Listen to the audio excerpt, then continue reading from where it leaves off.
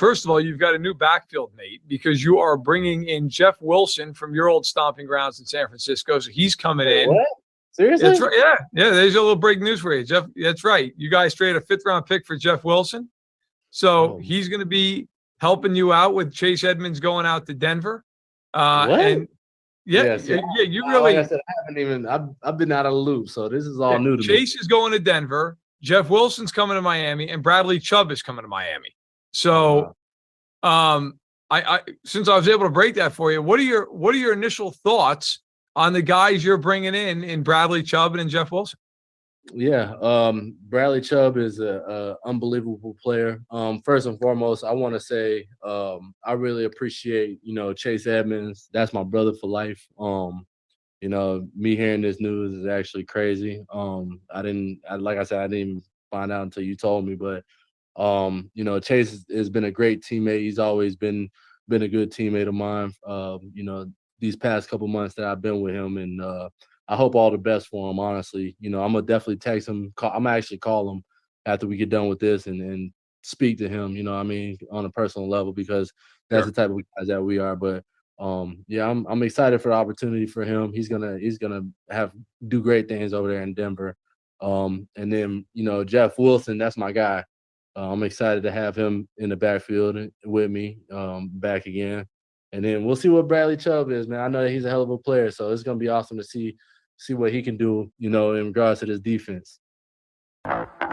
Let's huddle up with Fanside National NFL reporter Matt Verderame. The Huddle is brought to you by REDRecover.com. REDRecover.com's wraps and pads are designed to deliver maximum benefits with each treatment anywhere you go. Go to REDRecover.com to learn more about red light with videos, blog posts, and over 40 years of medical research to treat pain, inflammation, and overall well-being. Here's NFL reporter Matt Verderame. All righty, there he is. How about that? That's at least that's a better experience than I had. Well, so one day I break a story on QAM. This is, I don't know, man. This is 20 years ago or something. In fact, his son is now playing. Daryl Porter Jr. is now playing football. So Daryl Porter Sr. is one of the defensive backs battling for a spot on the roster. So I find out he gets cut. So I report on the radio station, hey, Daryl Porter has been cut. So we're all outside, huddled up right outside the locker room door to go in. And we all go in. The first thing we do is we all, as a group, go over to Daryl Porter and we surround. We were shocked he was still there. So he's like, looks at us all gathered around. And so I start the obviously, because I broke the news. So everybody's like, all right, we'll ask him the question. So I asked him, hey, sorry to hear about the news. Can you talk a little bit about being released? And he looks at me like, being released? What are you talking about? And he goes, I go, yeah, apparently you were cut. And dude started like bawling right there. Like I gave him Wanstead had not given him the news yet that he got cut. That's a bad job by Dave Wanstead. Great job by me on the source, by the way, but bad job. I mean, so yesterday you're breaking good news some bad news too, because Edmonds is going. Yep. Because Edmonds is going, but I felt a lot better for you than me, because I felt like shit at that moment. Like, really, dude? Like, they didn't tell you? Like, I'm telling you, this is wrong on every level, that kind of stuff. So better you than me, that's for sure. Yeah, I mean, it's a weird industry, man. It really is. Like, I figured he knew. I mean, I had interviewed, when I talked to Raheem, those trades had probably happened a half hour, 40 minutes prior. So I just assumed he was completely aware of it. And that was the first question in the interview. And obviously, as you in the audience saw, he was like, what? Like, yeah, no, he's like, yeah, I gotta think about how I feel about this. But he was obviously excited. We talked for another 15 minutes or so about Tua and Tyreek and the offense and McDaniel, and he was great. I mean, Raheem was so awesome. When he's done here, go check out that interview, okay? Yeah. That's what you got to do, Dolphin Nation. Go check it out. The full interview will be up on the Stack in the Box podcast channel on YouTube. So it was great. Raheem was the man. I love speaking with him. But yeah, it's listen, I thought for the Dolphins, I mean, they pretty much told the fan base they believe in this team significantly, because you don't trade away a first round pick for a guy that you're also going to have to pay a lot of money if you don't think that the team can go out and get the job done. I mean, look, and I don't mind the gamble by Chris Grier in the sense that the Dolphins have not lost a game yet where Tua's been healthy for the whole game. They have one of the better offenses in football. The defense should get better as it gets healthier. And of course, now you add Bradley Chubb. And look, there's Buffalo and there's Kansas City. Who else in the AFC is any good?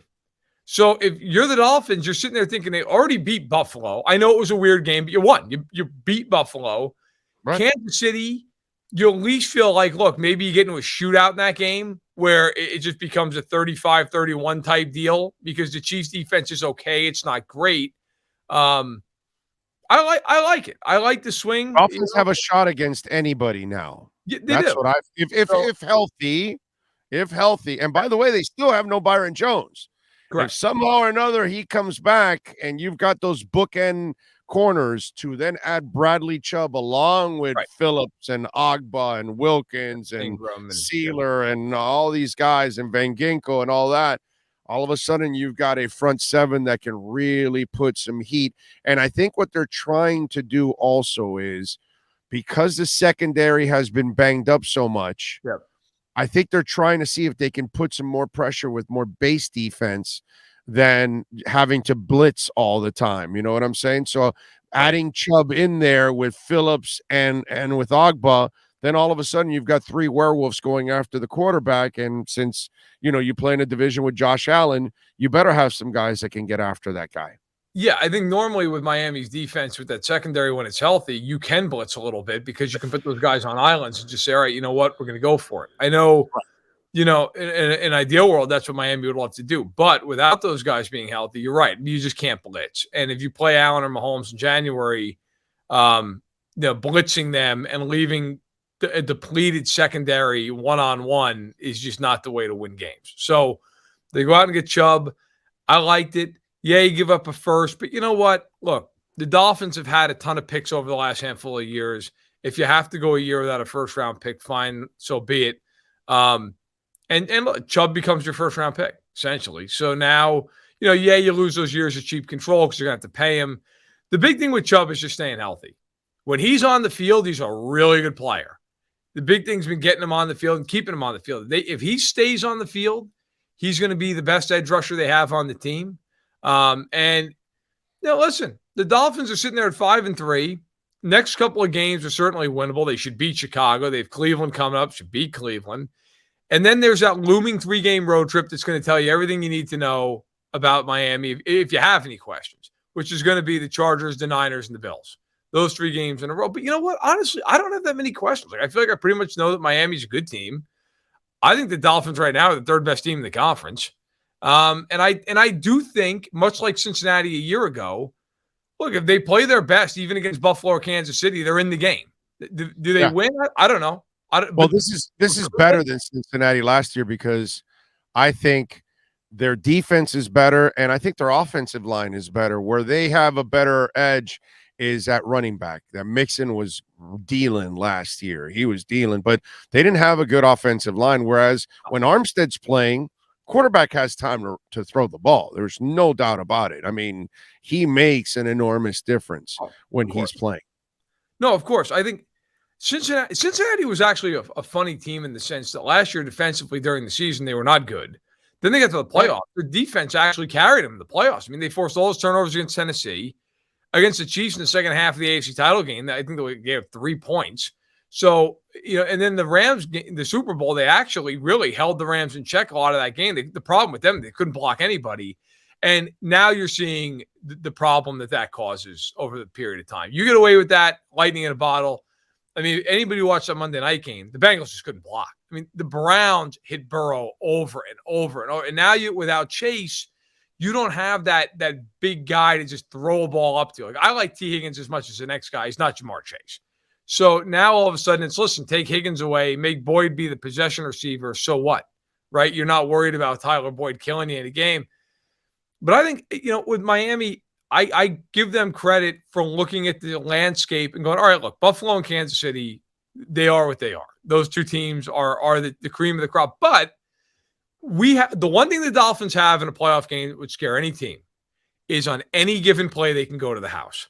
Right. That is something that you can flip a playoff game on its ear because you hit Hill with a bubble screen and he goes 80 yards. That to me is, by the way, why I think they're better than the Chargers in a lot of ways. And I know the Chargers get a lot of shine. The Chargers passing game is so dink and dunk. It takes, and I don't think that's a reflection on Herbert, by the way. To me, it's a reflection on the coaching. Like they will take forever to get down the field. Where Miami, all it takes is Waddle or Hill getting loose once, and it's 6 points the other direction. So I like the moves. I thought Miami was a real winner yesterday. It looks like the Tua narratives have all been kind of crushed now, right? He can't play, too short, doesn't have an arm, yada, yada, yada, all that stuff. So that's been crushed. The other one was Chris Grier. A lot of people were killing Chris Grier. So Chris Grier, since 2018, has 10 first-round picks. And here's what the 10 first-round picks look like. Tua, Tyreek, Chubb, Jalen Phillips, Christian Wilkins, Minkah Fitzpatrick, and Waddle. He was forced to trade Minkah because Flo didn't get along with him, and he ended up drafting Javon Holland in the second round. Okay, so he kind of replaced him right away. The other 3 first-round picks are Austin Jackson and Noah Igbenogany. So he's hit on 7 of them, missed on 2, and then the 10th one, the idiot owners lost out on that first and third. So they took it away. So he's got a 7 out of 9 clip. Austin Jackson still could turn out to be Iggy looks like he'll never really be that guy, but still, whatever. Let's just say those 2 are misses. Sure. 7 out of 9 first rounders. Oh, it's amazing. Yeah. Okay. Yeah. You know what? In the NFL, you need to turn your high-end draft picks into star players. And then you need to take your later picks and hit on a handful of them. Like, I always laugh when fans, let's just say it's a normal draft, you have 7 picks. And fans get so upset with 5 of these guys ended up being either some kind of a special teams guy or not making it. Look, if you draft 2 guys in a draft that are really good players, that's a great draft in the NFL. That's a great draft. If you walk out with 2 really good players and maybe 1 or 2 other guys who can contribute on teams and can play in the package, that's a good draft. And especially now, which Dolphins fans are now going to happily find out about, as you draft further and further back in the round, it becomes harder. If you're still hitting, by the way, look at the best teams in football year in and year. And yes, there's always the random one-off team like the Rams who went out and built the team without picks. Okay, but by the way, how's that going right now? The Rams now are about they got their championship, so it paid off. You take it 100 times out of 100, right? But I mean, they also had to draw an inside straight to win that Super Bowl. Everything in its mother had to go right for the Rams, or they wouldn't have won it. Then they won, fair enough. But my point is, if you look at the course of history, you win one way typically. You draft really well. And you supplement your team with a trade here and a free agent signing there. The Dolphins know full on well. I mean, how many years did the Dolphins go out and spend a fortune in free agency? And it was you can go out and sign Donnell Ellerbe. Dolphins, remember? Right. That's all they ever did was win the off seasons by going to buy a whole bunch of old players. You can go out and sign Donnell Ellerbe and Mike Wallace, and guess what? It doesn't matter. Because you didn't draft well. And you're going, and you're right, Washington's a poster children for that, right? I mean, they've been doing that forever. Free agency is a tool to supplement the team. It's like grabbing a Teron Armstead. Okay, fine. But if your whole team is built around the idea we can't draft anybody and we just got to go out and sign everybody, you eventually run into cap problems and you get old really quick. And then you go home, and then everybody gets fired, and then you have to rebuild the whole thing. So exactly. You're right. Grier's done a great job of hitting on these picks.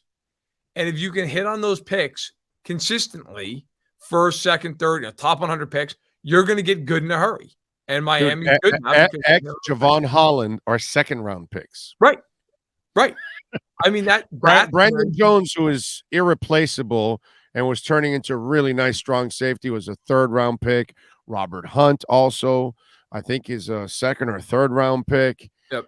And then he's hitting on later picks with Van Ginkel, in the 5th round, and look, Skylar Thompson. They found themselves a backup quarterback in the 7th round. Next year, they won't have to spend $6 million on a backup. They'll just elevate the kid next year and get rid of Bridgewater. That'll be money that they save because you hit on the draft. Well, and again, you look at, we talk about the best teams. Like, look at the Bills right now. Gabe Davis was a later round pick, right? Now, Diggs they traded for, but he was, I think, a 5th round pick originally. But they hit on a whole bunch of other picks. Right. So Dawson Knox, later round. I mean, all these guys, like, you look at Kansas City. I mean, Creed Humphrey and Nick Bolton, they took in the same draft in the 2nd round. They took Trey Smith in the 6th round. They took Willie Gay in the 2nd round. I mean, they took Travis Kelce in the 3rd round. Like, these guys, I mean, that's how you, and then on top of that, you hit your 1st round picks. You hit those guys who need to be premium players, and you hit on them. But, when you can't do that. By the way, the Packers are going through this right now. The Packers drafted 7 first-rounders for the defense. Now, I actually think they're talented, but they're not coached well enough, and it's not coming together. You need to hit on those picks. Like, those guys need to be Pro Bowl level players. Those guys need to be all pro level players. If you draft a guy in the 1st round and he's not a Pro Bowl, all pro level player, that's not a hit. That's to me, like, you missed on that guy. That guy, like the Ravens went out and traded for Roquan Smith, who I think is a very good player. But people are acting like Roquan Smith is going to go in there and just absolutely change the game. Roquan Smith's never made a Pro Bowl. Like, I like Roquan Smith, but they're going to have to pay him $90 million next year. And you traded away a 2nd and a 5th, and now you got to give up $90 million. Like, yeah, he's not Khalil Mack, is what you're saying. No, and he's not Fred Warner. He's not Shaq Leonard when he's healthy. He's not Luke Kuechly. Like, I think Roquan Smith is a really good player, but he doesn't play a premium position. Like Miami with Chubb, look, pass rusher. He's a pass rusher. He's a like, to me, if you're going to pay a guy, it better be a quarterback, a receiver, a left tackle, or an edge rusher. Like, paying an off-ball linebacker that kind of money, to me, that's crazy, especially if you're Baltimore and you don't have any receivers. You don't have your quarterback locked up, and you're going to pay Roquan Smith $20 million? I just had that conversation with Ian Rappaport. I said, wouldn't it have been better to go trade for a receiver? Because a receiver will never, an elite receiver will, in free agency, will never sign in Baltimore. No, ever. So you're stuck, you follow basketball, you're stuck like Utah and the Hornets and the Magic. You're never going to be free agent destination. So you better trade or draft your stars, or if not, you're not going to get it. And the Ravens are in that position. You should go draft or trade. A.J. Brown became available. Why didn't you go get that guy? Right. Calvin Ridley was available. Okay, you can't use him this year, but if you intend on bringing back Lamar, dude, give him elite receivers, because he's not an elite passer, bro. Make his job a little easier. Go trade for Brandon Cooks. And this is where, with the Ravens, I always come down on them. They're a really good team in the regular season. Exactly. Because they're more talented than a lot of these teams. And you can't prepare for them. Right. And they're a very hard team to prepare for because they're so different.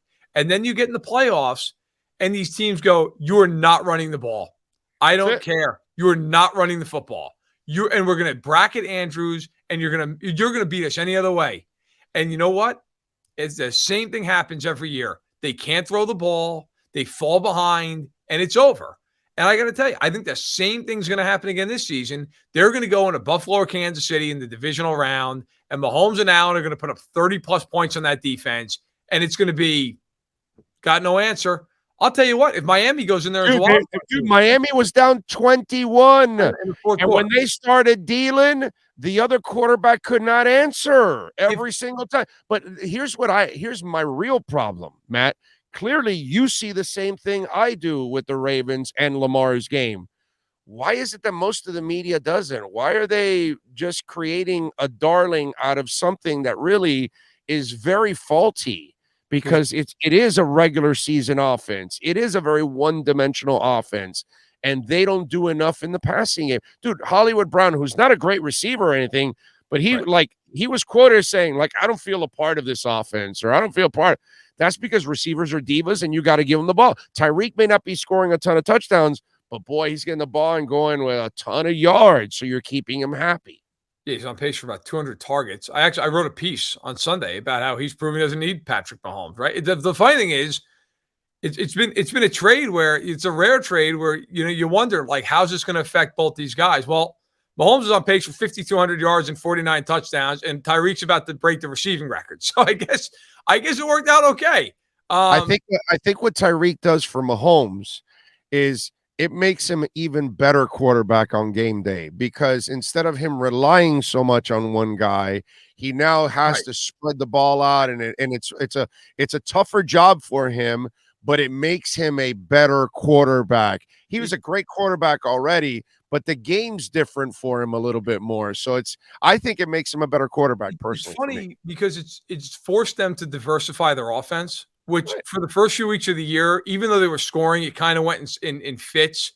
And now they figured out how to use Juju and MVS. And now all of a sudden they put up 44 on the Niners, and they did it without breaking a sweat. Well, I mean, yet for Hill, he becomes, without Kelsey, he becomes the guy. Right before, and look, Waddle's fantastic, but Hill's the guy.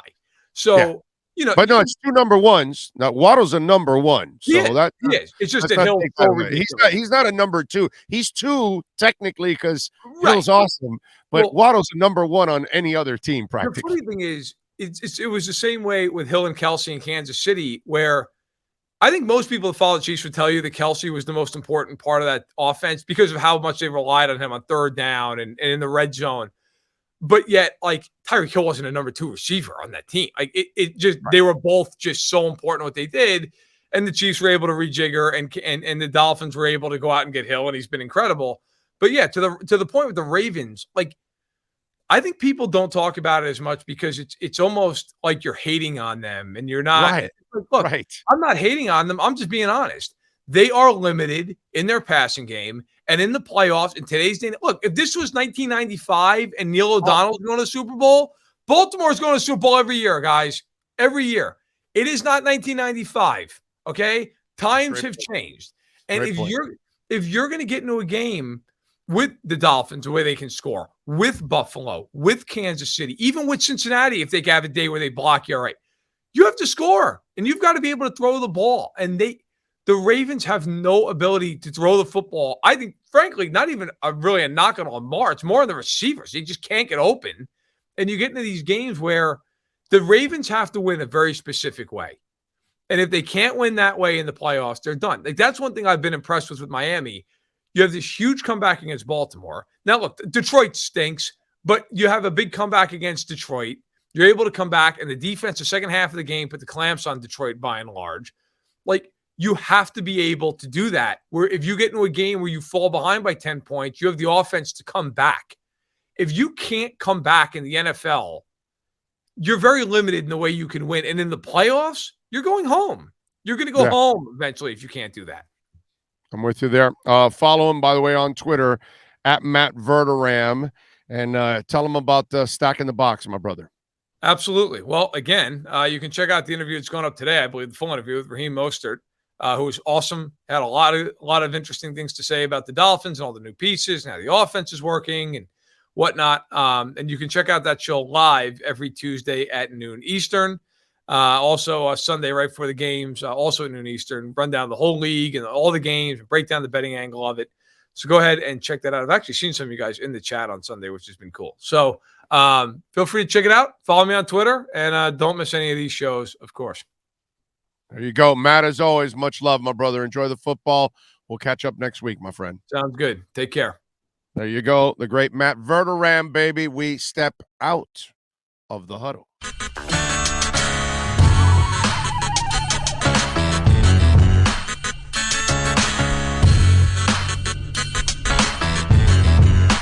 This is the Big O Show.